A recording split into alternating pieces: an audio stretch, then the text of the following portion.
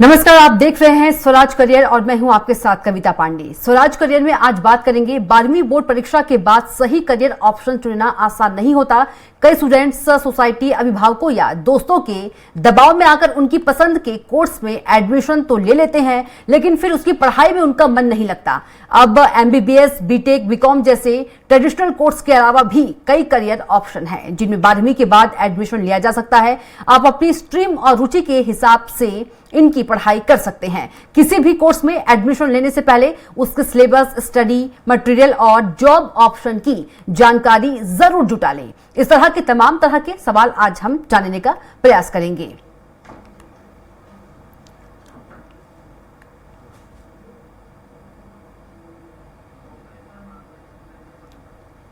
और हमारे साथ मौजूद रहेंगी प्रोफेसर माधुरी सिंगल जी। बहुत स्वागत है माधुरी जी आपका। जी धन्यवाद जी। माधुरी जी, पहला सवाल तो यह है कि 12वीं के बाद क्या करें?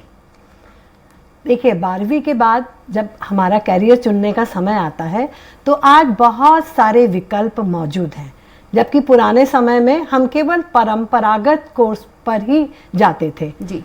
पेरेंट्स भी ये चाहते थे कि उनका बेटा या तो डॉक्टर बने या इंजीनियर बने, और उसके अलावा सारे ऑप्शन यदि बच्चे की चॉइस भी है तो वो सारे बंद हो जाते थे, क्योंकि वो पेरेंट्स के दबाव में आकर इन दोनों स्ट्रीम में से एक को चुन लेता था। जी। लेकिन आज का जो दृश्य है, परिदृश्य है, वो एकदम डिफरेंट है, एकदम अलग है। अब हमारे पास में बहुत से ऑप्शंस हैं, चाहे वो बायो की फील्ड में हो तो बायो मेडिकल स्टडीज, पैरामेडिकल में जा सकता है। डॉक्टर तो है ही, जो परंपरागत कोर्सेज हैं वो तो चल ही रहे हैं, पर उनमें भी बहुत से जीन टेक्नोलॉजी और इस तरह के बहुत से कोर्सेज उपलब्ध हैं जिनमें कैरियर चुनने में उनको आसानी रहती है, अपनी पसंद का कैरियर वो चुन सकते हैं। जी बिल्कुल। माधुरी जी, यदि बात करें, क्या इंजीनियर बनने के लिए बीटेक जरूरी नहीं? बीटेक जरूरी तो है जी। और बी भी कर सकते हैं, ऐसा आवश्यक है, लेकिन इसके अलावा बहुत सी दूसरे भी फील्ड्स हैं जिसमें कि इंजीनियरिंग की डिग्री या डिप्लोमा हासिल किया जा सकता है। जी। क्या MBBS का भी विकल्प है? हाँ, MBBS का विकल्प है। आजकल ट्रेडिशनल मेडिसिन पर बहुत जोर दिया जा रहा है, क्योंकि एलोपैथी में क्या होता है कि कई चीजें समय के साथ बदलती रहती है। आपने देखा होगा, कभी कोई एक मेडिसिन रहती है, बाद में उसे बैन कर दिया जाता है, बोला जाता है कि नहीं, ये मेडिसिन के साइड इफेक्ट ज्यादा होते हैं। लेकिन आयुर्वेद एक ऐसा स्ट्रीम है कि जिसकी किसी भी थ्योरी को आज तक नकारा नहीं गया है। तो आयुर्वेदी है, नेचुरोपैथी आजकल बहुत बड़ डिमांड में है, क्योंकि उसमें हम प्राकृतिक चीजें जो हैं उनसे उपचार करते हैं, वो बिल्कुल भी हानिकारक नहीं होती। होम्योपैथी है। इन सभी चीज़ों का जरूरी नहीं है कि हमको एलोपैथी में ही डॉक्टर की डिग्री प्राप्त करनी है, इन सभी ऑप्शंस पे भी हम जा सकते हैं। जी। यदि माधुरी जी बात करें, क्या है नई शिक्षा नीति युवाओं के लिए, सरकार की योजनाएं नौकरी पाने के लिए? हाँ, युवाओं के लिए जो नई शिक्षा नीति लागू हुई है वो बहुत ही फ्लेक्सिबल है। उसमें इतने ऑप्शन हैं, जैसे अभी तक परंपरागत जो कोर्सेज होते थे उसमें यदि बीकॉम का विद्यार्थी है तो उसे कॉमर्स के विषय ही पढ़ने रहते हैं, या साइंस का विद्यार्थी है तो फिजिक्स, केमिस्ट्री, मैथ्स, बायोलॉजी यही पढ़ता था। इसी प्रकार से यदि आर्ट्स का है तो वो इकोनॉमिक्स, सोशलॉजी, इस प्रकार के सब्जेक्ट्स ही पढ़ता था। लेकिन नई शिक्षा नीति में यदि कोई साइंस का विद्यार्थी है तो वो इकोनॉमिक्स भी ले सकता है। उसके पास में मेजर, माइनर, ओपन इलेक्टिव ऐसे बहुत सारे डिफरेंट सब्जेक्ट्स हैं जिसमें वो किसी भी विषय का चुनाव कर सकता है। तो इससे कैरियर ऑप्शन भी बढ़ जाते हैं। लेकिन जो छात्र हैं, यदि बात के स्टूडेंट्स जो है बहुत कंफ्यूज हो जाते हैं, कंफ्यूजन को कैसे दूर किया जाए? जी, ये नई शिक्षा नीति थोड़ी जटिल तो है, पर धीरे धीरे स्टूडेंट्स इसको समझ रहे हैं। जैसे हमारे महाविद्यालय में अभी फर्स्ट ईयर और सेकंड ईयर के स्टूडेंट नई शिक्षा नीति के तहत पढ़ रहे हैं। तो चूंकि ये एक बदलाव हुआ है और बहुत सालों बाद ये बदलाव हुआ है, इसलिए इसको थोड़ा सा अडॉप्ट करने में उनको परेशानी आ रही थी। लेकिन हम सभी शिक्षकों ने और भी प्रदेश स्तर पर हमारे जो माननीय मंत्री जी हैं, हमारे उच्च शिक्षा के मंत्री और मुख्यमंत्री जी, उनके पहल पर हम लोगों ने नई शिक्षा नीति पे बहुत सारे प्रोग्राम कराए हैं, जिससे कि छात्र उसको समझ लें और उनको विषय चुनने में आसानी हो। जी। हमारे साथ माधुरी जी कॉलर जुड़ गए हैं। राजेश, स्वागत है आपका। मैम, जी राजेश, क्या सवाल है आपका माधुरी जी से? मैम मुझे ये सवाल है कि मैं बीएससी अभी मेरी प्लेन है जियोलॉजी, केमिस्ट्री और बायोलॉजी से। तो मैम मेरा इंटरेस्ट ये था कि मैं एमएससी बायोटेक्नोलॉजी से करना चाह रहा हूँ। तो आगे इस पे कितना फ्यूचर है, या बायोटेक्नोलॉजी करूँ या माइक्रोबायोलॉजी करूँ? देखिए, बायोटेक्नोलॉजी में भी कैरियर ऑप्शन है और माइक्रोबायोलॉजी में भी है ना। तो आपने क्या क्या सब्जेक्ट्स बताए अपने? जियोलॉजी, केमिस्ट्री एंड फिजिक्स है ना। तो ये दोनों में आप कर सकते हैं, क्योंकि बायोटेक्नोलॉजी है, ये जूलॉजी से एसोसिएटेड रहती है। तो इसमें आजकल जेनेटिक इंजीनियरिंग में बहुत अच्छा स्कोप है। माइक्रोबायोलॉजी में भी आपको बहुत से कैरियर ऑप्शंस हैं। तो आपकी रुचि किस में है ये देखना पड़ेगा। धन्यवाद। तो जी चलिए, आपका धन्यवाद राजेश। यदि बात करें स्टडी मटेरियल की, तो स्टडी मटेरियल के लिए क्या करें मैम? हाँ, स्टडी मटेरियल के लिए किताबें इनकी नई शिक्षा नीति के आधार पर छप गई हैं, और हर एक महाविद्यालय, चाहे वो गवर्नमेंट हो या प्राइवेट हो, उनकी लाइब्रेरी में ये नई शिक्षा नीति से संबंधित सारी किताबें आ गई हैं। थोड़ा सा इसमें डिले हुआ था लास्ट ईयर, क्योंकि एकदम से चेंज हुआ था सिलेबस, और सिलेबस भी बहुत अच्छा है, जॉब ओरिएंटेड सिलेबस है, जिसको कि पढ़ के वो जॉब भी आसानी से प्राप्त कर सकते हैं। जी बिल्कुल। छिंदवाड़ा से कॉलर जुड़ गए हैं कपिल। कपिल, क्या सवाल करना चाहते हैं आप? जी, मेरा मैम से सवाल है कि मैं 12वीं से मेरा मैथमेटिक्स सब्जेक्ट था, और मेरे अच्छे परसेंटेज भी आए हैं, 89 समथिंग। तो मुझे ऐसा कौन सा करियर चुनना चाहिए ताकि आगे आने वाले समय में भी उसके लिए फ्यूचर हो और मैं अच्छा कर पाऊं? तो मुझे आप उस विषय में सजेशन दीजिए। जी, यदि इसमें भी पहली चीज तो मैं कहूंगी कि पहली वरीयता जो आप प्रेफरेंस देते हैं वे अपनी रुचि को दें, है ना। अगर आपका इंटरेस्ट है इंजीनियरिंग साइड में तो आप इसमें जा सकते हैं, और ग्रेजुएशन करने के बाद में आजकल आर्टिफिशियल इंटेलिजेंस पे बहुत ज़्यादा काम हो रहा है, डाटा साइंस पे भी बहुत काम हो रहा है, और बहुत सारे जॉब भी मिल रहे हैं। अभी यूएस में रिसेशन चल रहा था बीच में थोड़े दिन पहले, लेकिन जो डेटा साइंस के बच्चे हैं उनकी डिमांड वहाँ अभी भी बनी हुई है। तो आप पहले ये तय करें कि आपकी रुचि किस में है, उसके हिसाब से आपके लिए सारे द्वार कैरियर के खुले हुए हैं। जी कपिल, और कोई सवाल आपका? बिल्कुल सही कहा माधुरी जी। कई बार देखते हैं हम कि देखा देखी करके लोग चले तो जाते हैं, लेकिन उनकी रुचि नहीं होती है, और फिर वो अपने करियर को सही ढंग से नहीं चुन पाते हैं। बहुत कंफ्यूजन होता है, और खासकर जो आजकल के युवा हैं जी, तो उनके लिए कुछ आप बताइए कि कैसे इस कंफ्यूजन को दूर करें, कैसे पहचान की उनकी रुचि क्या है। जी देखिए, आपको ना जब आप लोग 12th करते हैं उसके बाद में आपको बिना मांगे बहुत सी सलाहें मिलती हैं।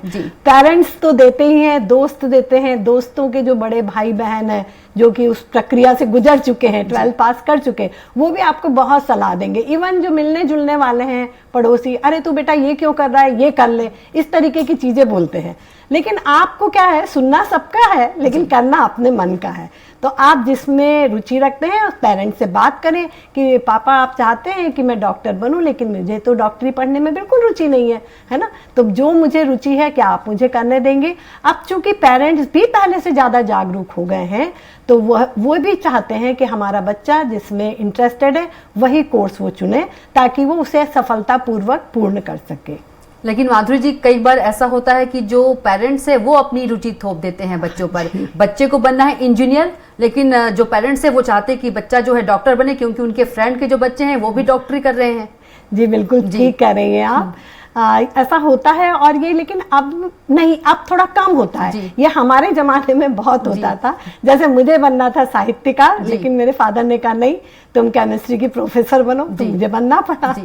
तो अब ये चीज थोड़ी कम हो गई है, क्योंकि पेरेंट्स को भी लगता है कि इस तरह से उन पे अननेसेसरली जब दबाव डाला जाएगा तो क्या होगा, वो अच्छे से परफॉर्म नहीं कर पाएंगे, उन पे एक प्रेशर रहेगा परफॉर्मेंस का।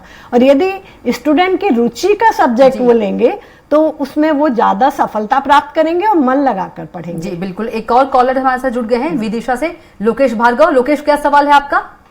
मैम से मेरा एक सवाल था कि मेरा बच्चा 10th में है मैडम, और उसको कौन सा सब्जेक्ट लेना चाहिए जो बेटर हो आज के फ्यूचर के हिसाब से? जी, अब 10th में है तो 11th में उसे सब्जेक्ट लेना पड़ेगा। तो पहले देखिए कि या तो वो अभी तो 2 स्ट्रीम चलती हैं 11th में, या मैथ्स ले सकता है या बायो ले सकता है अगर साइंस का विद्यार्थी है।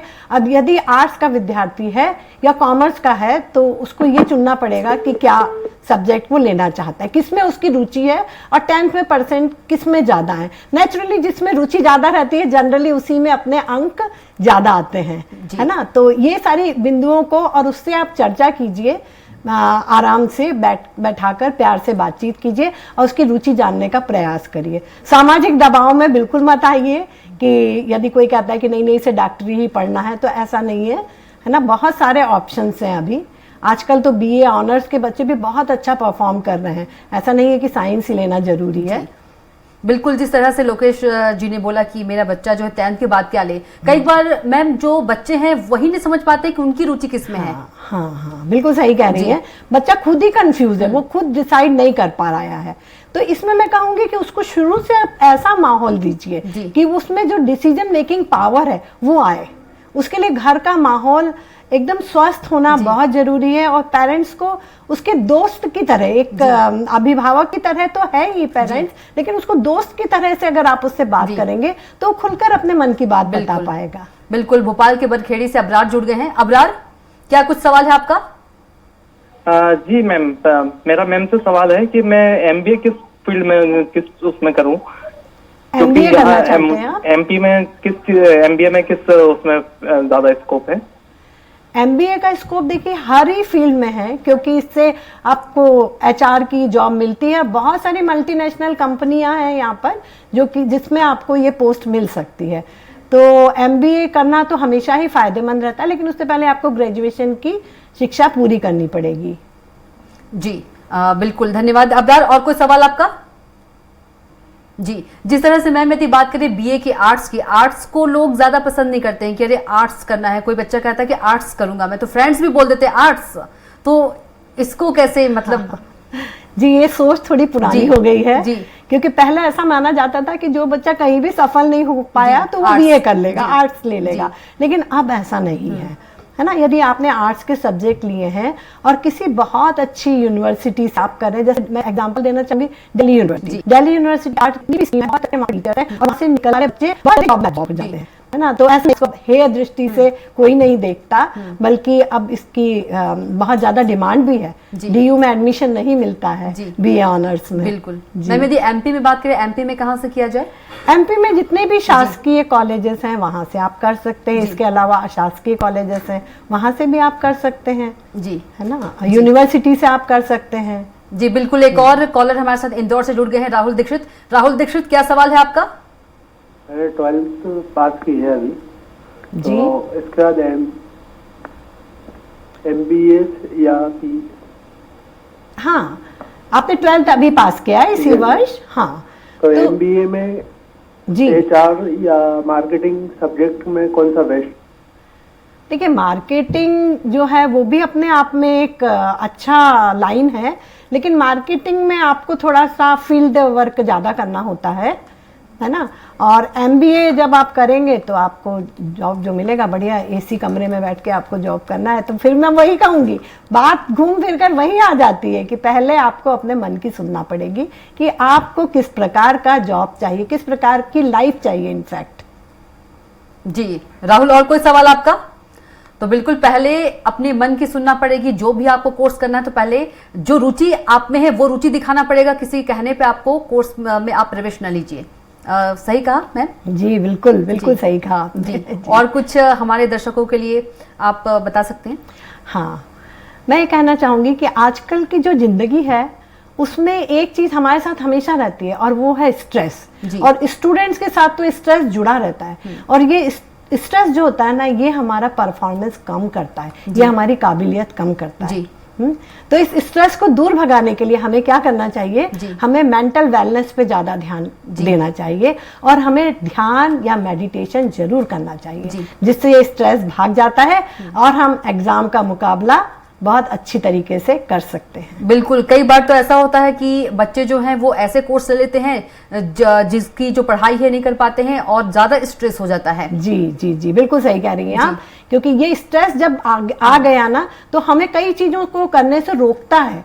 हम नेचुरल नहीं रह पाते स्ट्रेस के कारण, और जब हम नेचुरल नहीं रह पाते तो जो हमारी क्षमता है उतना भी हम नहीं कर सकते। आप में से जितने स्टूडेंट्स यदि ये देख रहे होंगे तो आपने अनुभव किया होगा, कई बार हम परीक्षा में जाते हैं, वो सवाल हमें पहले से आता था लेकिन परीक्षा हॉल में जाकर उसको भूल जाते हैं, और जब परीक्षा हॉल से निकलते हैं तो फिर वो याद आ जाता है। ये सब स्ट्रेस के कारण। इसके लिए कैसे हम करें?